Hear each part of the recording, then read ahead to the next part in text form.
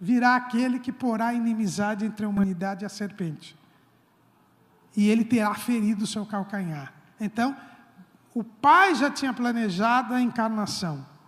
O Verbo se fez carne. Ele se humanizou. É o Filho. E o Espírito Santo o concebeu no ventre de Maria. Então aqui nós temos a encarnação, cada um fazendo a sua parte. Mas Jesus, ele não tinha pecado, porque ele foi gerado pelo Espírito Santo. Ele não tinha natureza pecaminosa. É por isso que Paulo chama Jesus, lá em 1 Coríntios capítulo 15, de o último Adão. Assim como Adão, Jesus não tinha ascendente biológico. Porque Deus fez Adão. Deus fez Jesus. Por isso que Jesus é o último Adão. Jesus não tem, se desse o DNA hoje de Jesus, não ia dar nem Maria nem José. Nem Maria nem José. Ia dar Deus, né?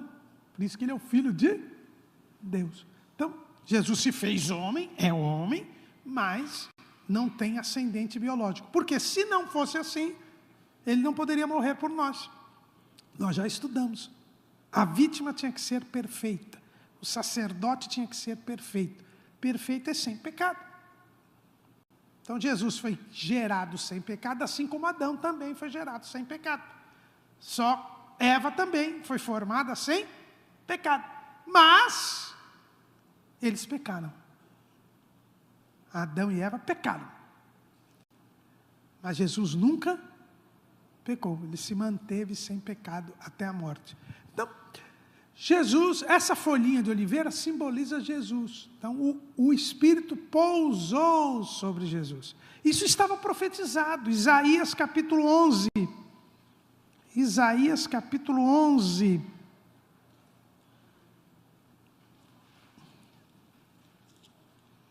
Isaías capítulo 11.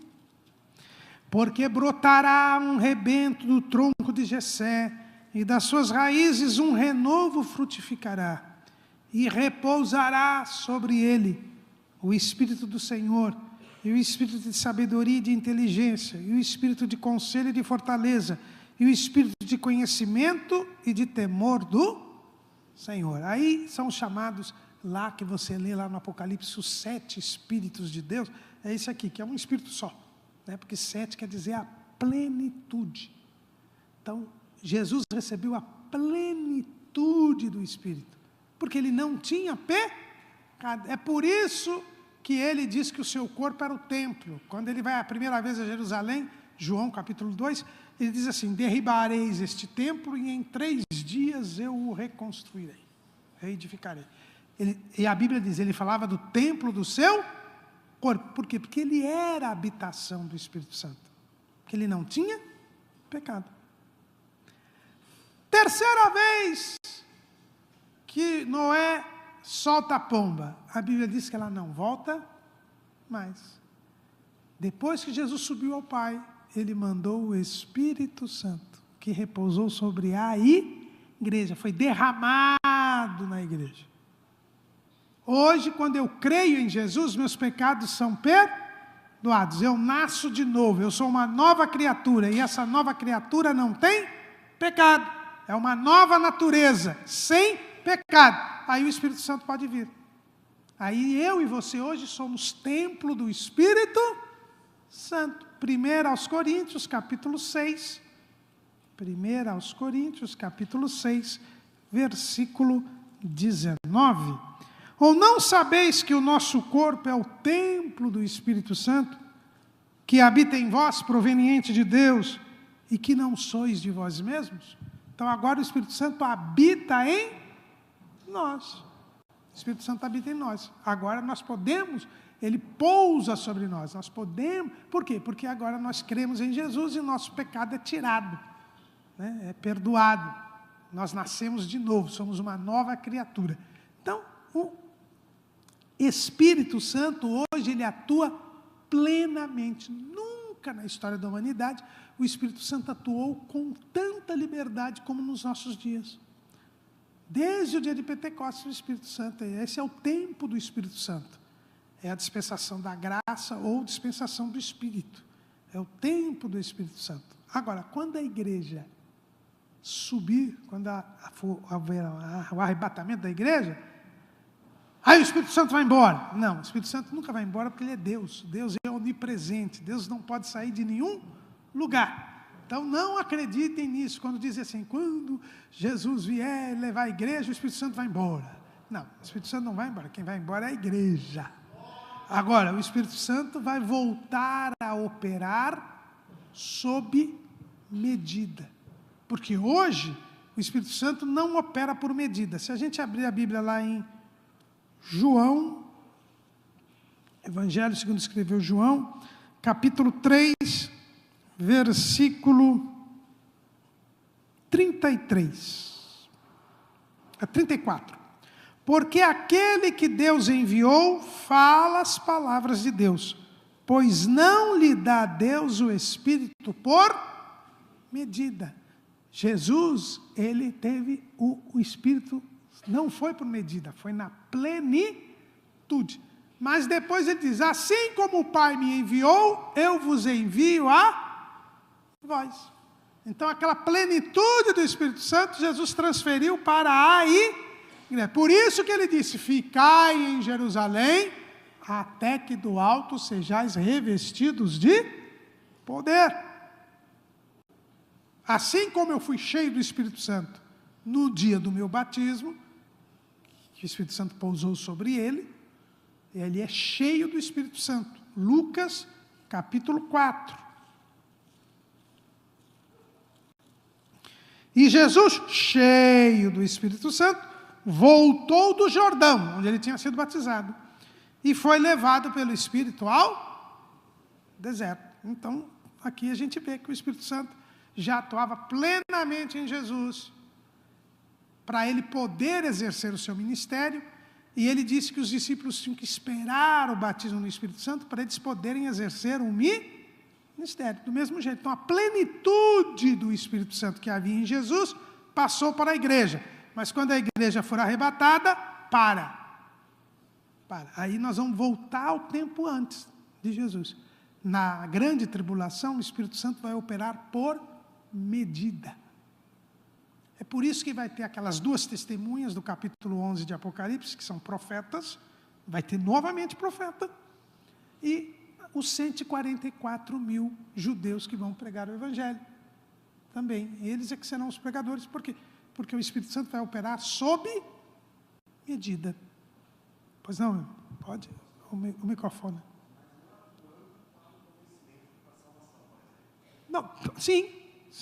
Atuando para convencimento de salvação, mas por intermédio dos pregadores, porque haverá salvação na grande tribulação. Mas pela pregação e pelos profetas. Tá? Então vai voltar aquele tempo. Como antes, teve gente salva antes de Jesus, teve aqueles que creram nos profetas, né? Na palavra dos profetas. Hoje o Espírito Santo já atua mais plenamente. Mas não, meu irmão.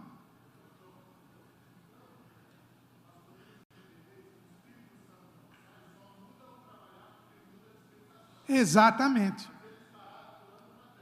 Estará atuando na terra, como esteve antes também. E como esteve antes também de Jesus vir. Mas hoje nós estamos um período, irmãos, todo especial.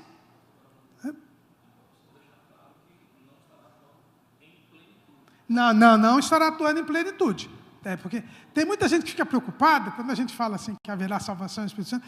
Então a pessoa não vai perseverar. Irmão, aí eu me lembro de um versículo lá em... Não sei se eu vou achar aí agora. Aí o pastor Osmar pode me ajudar até acho que é em Jeremias, agora eu não sei se eu vou achar, que o profeta ele diz assim,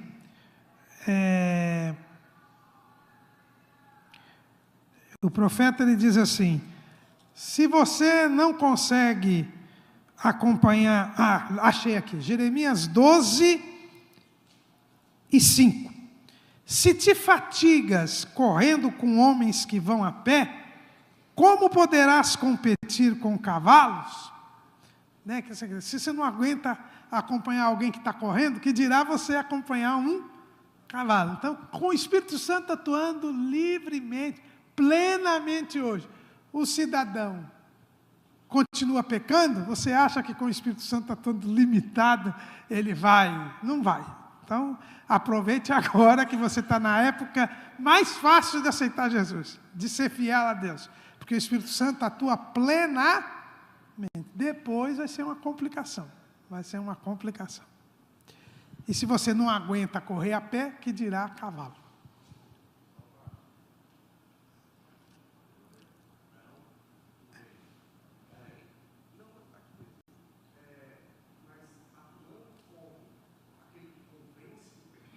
Sim, sim, sim. Porque a obra salvadora de Jesus, ela prossegue.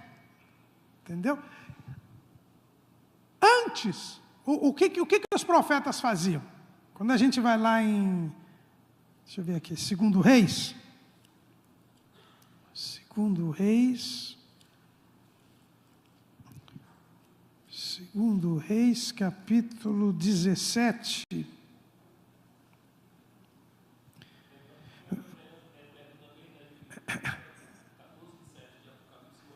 Eu nem estou falando desse aí, que o próprio anjo vai pregar. Apocalipse 17 e 13. E o Senhor protestou a Israel e a Judá pelo ministério de todos os profetas e de todos os videntes, dizendo: convertei-vos de vossos maus caminhos e guardai os meus mandamentos e os meus estatutos, conforme toda a lei que ordenei a vossos pais e que eu vos enviei pelo ministério de meus servos, os profetas. Porém não deram ouvidos, antes endureceram a sua cerviz, como a cerviz de seus pais, que não creram no Senhor seu Deus, e rejeitaram os estatutos e o concerto que fizera com seus pais, como também os testemunhos com que protestara contra eles, e andaram após a vaidade e ficaram vãos, como também após as nações que estavam em roda deles, das quais o Senhor lhes tinha dito que não fizessem como elas. Então você vê que no tempo da lei, Deus levantava os profetas, para quê? Para que eles se convencessem do pecado, da justiça e do juízo. Então aí, mas eles não se convenceram. Eles continuaram pecando. Então, desde aquele tempo, o Espírito Santo atuava, mas atuava pelos profetas. Hoje, o Espírito Santo, ele atua pela igreja. Então, qualquer um. Quantas vezes nós não temos testemunho de alguma coisa que você está fazendo errado, tal, e o pregador é usado ali para falar, ou um irmãozinho, é usado, ou uma oração, o irmão está orando do teu lado e Deus usa, o irmão nem sabe que está usando, ou você está lendo a Bíblia e Deus usa naquela leitura. Por quê? Porque o Espírito Santo hoje atua naquele tempo não, só vai ser pelos profetas, né? No caso, os 144 mil e as 2 testemunhas. Então, aqui, irmãos, nós vamos encontrar esse papel. E o Espírito Santo, ele, como eu disse, é uma pessoa divina. Então, pessoa é que tem vontade, sentimento e sensibilidade. Então, o Espírito Santo, ele é uma pessoa. Então, a Bíblia mostra que ele é pessoa e a Bíblia mostra que ele é Deus. Eu disse que ele é um núcleo de entendimento. Né? Entende. Para ser pessoa, eu preciso ter entendimento. Pensar. Romanos 8 e 27. Romanos 8 e 27. E aquele que examina os corações sabe qual é a intenção do Espírito. E é ele que, segundo Deus, intercede pelos santos. Então veja que o Espírito Santo, ele tem intenção. É por isso que o Espírito Santo não é uma força ativa. As testemunhas de Jeová dizem que o Espírito Santo é uma força ativa. Força, irmãos. Se eu der um tapa aqui nessa bandeja aqui, ela vai voar, vai bater ali, vai cair no chão. Isso é uma força. Eu imprimi a força. Então a intenção é minha. Se eu jogar aqui para frente, é porque eu quero que a bandeja vá para frente. Se eu fizer para cá, agora a física ensina que existe a força. Até os mais jovens aí, era uma coisa que eu nunca conseguia fazer, eu errava sempre. Pois não. Nós, seres humanos, somos uma pessoa. E você só pode ter relacionamento com uma outra pessoa. Então, o Espírito Santo precisa ser uma pessoa. Exatamente. Senão, ele não tem como se relacionar conosco. Força, irmãos.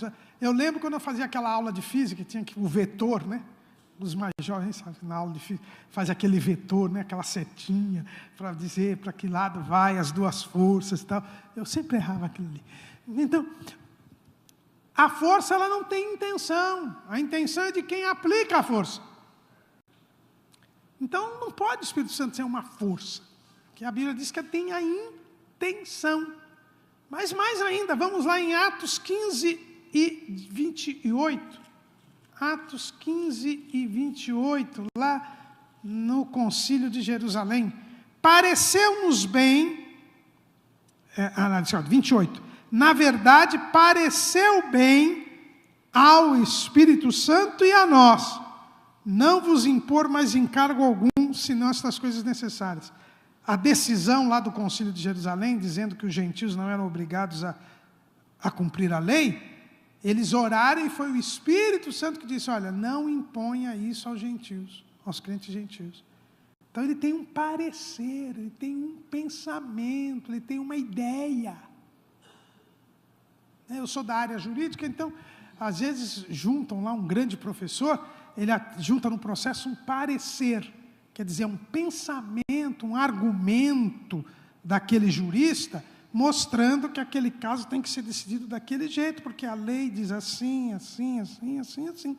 Então é algo pensado, parecer é algo pensado, raciocinado. Então o Espírito Santo, ele dá parecer, ele pensa, ele determina, ele convence, como disse o nosso irmão ali. Jesus disse, o Espírito Santo, ele convencerá o mundo do pecado, da justiça e do juízo.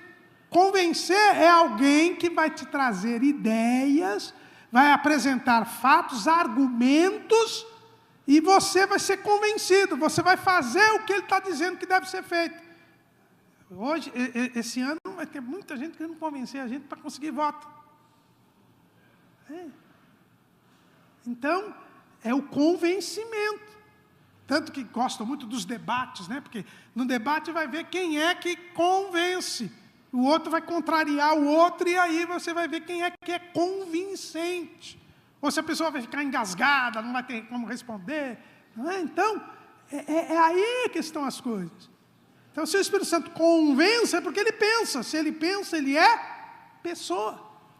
Mas além de entender, o Espírito Santo é pessoa, a pessoa além de entender, ela também sente, ela tem sentimento, ela tem sensibilidade. Efésios capítulo 4, versículo 30. Efésios 4 e 30. E não entristeçais o Espírito Santo de Deus, no qual estáis selados para o dia da redenção. O Espírito Santo, ele fica triste. Uma força não fica triste. Eu dou um pontapé aqui, quebro o púlpito, a força, mas ela não fica triste. Nem fica com raiva. Quem está com raiva sou eu, não é a força.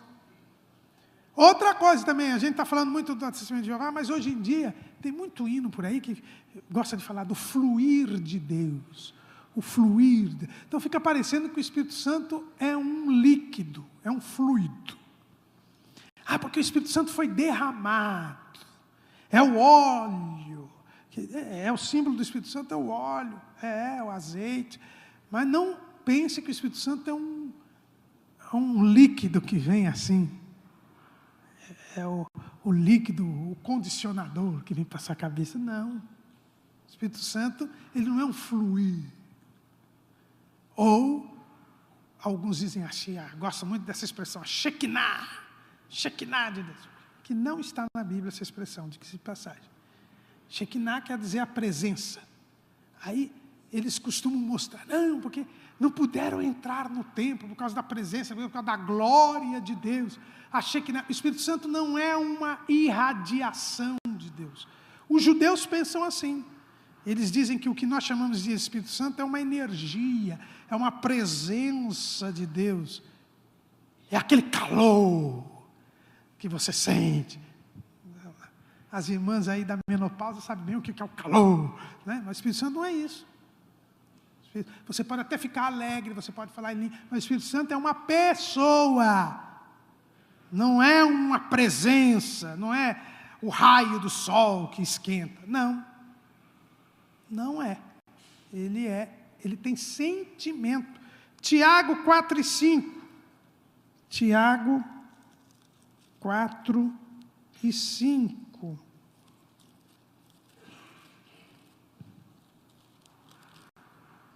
Ou cuidais vós que em vão, diz a Escritura, o Espírito que em nós habita tem ciúmes. Então o Espírito Santo tem ciúme. Ciúme no sentido aqui, é o sentido bom de ciúme, né? Que é o sentido de zelo, cuidado. Né? Então, por exemplo, você vê, eu tinha um primo, que quando ele ia em casa, era prejuízo certo, que ele quebrava um monte de coisa. Então, quando meu tio falava, eu estou indo aí a gente falava, o tio está chegando. Aí minha mãe já saía correndo, pegava todos os vasos que ela gostava e punha bem em cima, assim, para não ter o risco do meu primo quebrar. Né? Esse é o ciúme, é o cuidado. Né? Porque quando a gente fala em ciúme, a gente pensa no lado pejorativo. Aquele marido que mata a mulher porque é ciumento demais. Né? O Espírito Santo ele tem cuidado, ele tem zelo conosco. Por isso que às vezes acontecem algumas coisas na nossa vida que a gente não entende, mas foi o cuidado de Deus, te dando um livramento. Então, às vezes você não entende porque que Deus deixou o patrão te mandar embora. Até outro dia eu estava falando com o irmão estava muito chateado que tinha mandado embora, mas ele foi mandado embora, um mês depois a empresa faliu. E ele conseguiu receber ainda as verbas dele. Quer dizer, se ele tivesse ficado lá, ele ia ficar sem emprego do mesmo jeito, só que sem dinheiro, porque você sabe que empresa falida não paga ninguém. Então ele estava chateado, porque numa época difícil como essa, Deus me deu. Era um livramento que Deus estava dando para ele. É um livramento. Pois não, meu irmão?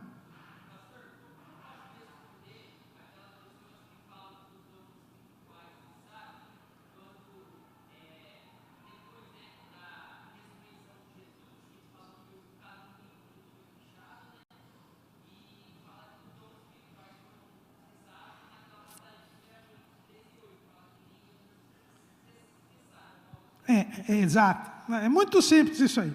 Como a gente disse, o Espírito Santo, a gente está falando que o Espírito Santo é pessoa, mas eu já emendo para o irmão, o Espírito Santo é Deus. Além de ser pessoa, a Bíblia mostra que ele é Deus, porque tem todos os atributos divinos. Um dos atributos divinos é a imutabilidade. Então o Espírito Santo não muda. Então, se ele é Deus, ele não muda. Se ele foi mandado para a terra por Jesus para dar os dons espirituais, por que João, ao terminar o cânon bíblico, lá na ilha de Patmos, por que o Espírito Santo ia mudar só porque o João terminou a Bíblia? Começa daí. Não faz sentido. Então o Espírito Santo não é Deus. Ou então João é mais do que Deus. Não faz sentido. Primeiro ponto. Segundo, eles se baseiam em 1 Coríntios capítulo 13. Porque diz assim, versículo 9, porque em parte conhecemos e em parte profetizamos. Mas quando vier o que é perfeito, então o que é em parte será aniquilado. Quando eu era menino, falava como menino, sentia como menino, discorria como menino. Mas logo que cheguei a ser homem, acabei com as coisas de menino. porque agora vemos por espelho e enigma, mas então veremos face a face. Agora conheço em parte, mas então conhecerei como também sou conhecido. Então, o que diz esse texto? Esse texto diz que quando vier o que é perfeito, acaba a profecia. É isso que eles falam, não é? O texto diz isso mesmo. O texto diz que quando vier o que é perfeito, acaba a profecia. Eu deixo de ser menino e passo agora a ser homem. Eu agora conheço por enigma e agora conhecerei como eu sou conhecido. A pergunta é, quando é que isso vai acontecer? Eles respondem, quando a Bíblia se completou. Não é o que eles falam? Quando acabou o cânon, chegou o que é perfeito. Mas é isso que a Bíblia diz? Vamos ver. Efésios capítulo 4, versículo 12.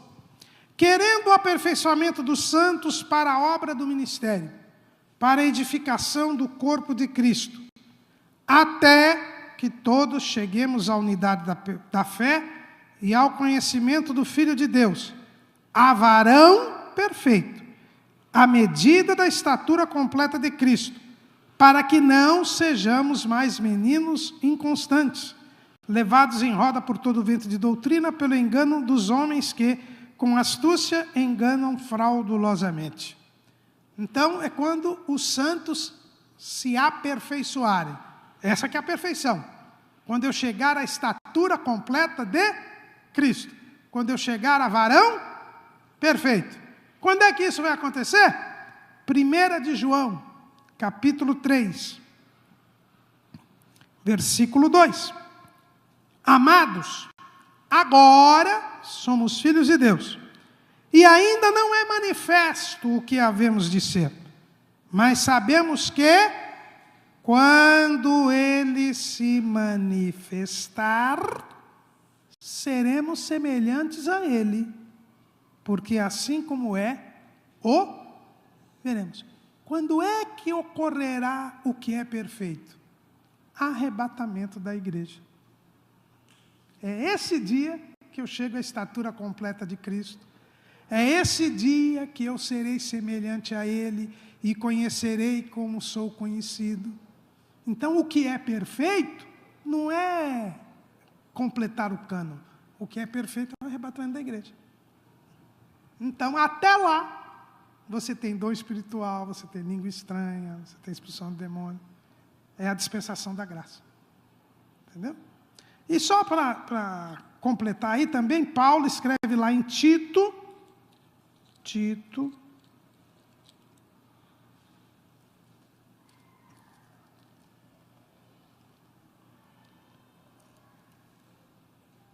2:11. Porque a graça de Deus se é manifestada, trazendo salvação a todos os homens, ensinando-nos que, renunciando à impiedade e às concupiscências mundanas, vivamos nesse presente século, sóbria, justa e piamente, aguardando a bem-aventurada esperança e o aparecimento da glória do grande Deus e nosso Senhor, Jesus Cristo. Então é nesse dia, o dia da manifestação, que aí acaba. Aí acaba. É aquilo que a gente falou da arca, né? Então, pois não.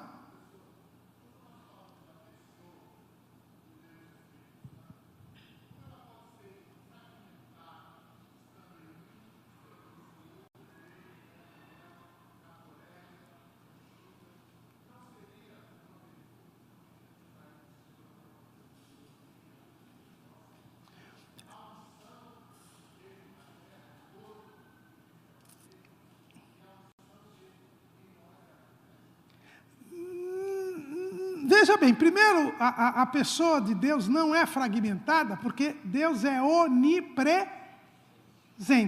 Então, Ele está presente no irmão, em mim, Ele está presente em todos os lugares. E a Bíblia diz que é o Espírito que habita em nós, não é a unção, é o próprio Espírito que habita em nós. Então, Ele vem habitar em nós. Né? Então, não é lógico que Ele está presente, nós somos ungidos, e a unção significa a designação para algo. Né? Lembra que o cidadão era ungido sacerdote, era ungido profeta, era ungido rei. Então, a unção é uma designação para um trabalho específico. Né? Então, cada um de nós, como o corpo de Cristo é diverso, cada um de nós tem a sua vocação. Né? Mas o Espírito Santo está presente em nós, está em nós mesmos. É por isso que a Bíblia diz, Ele é morada de Deus no Espírito.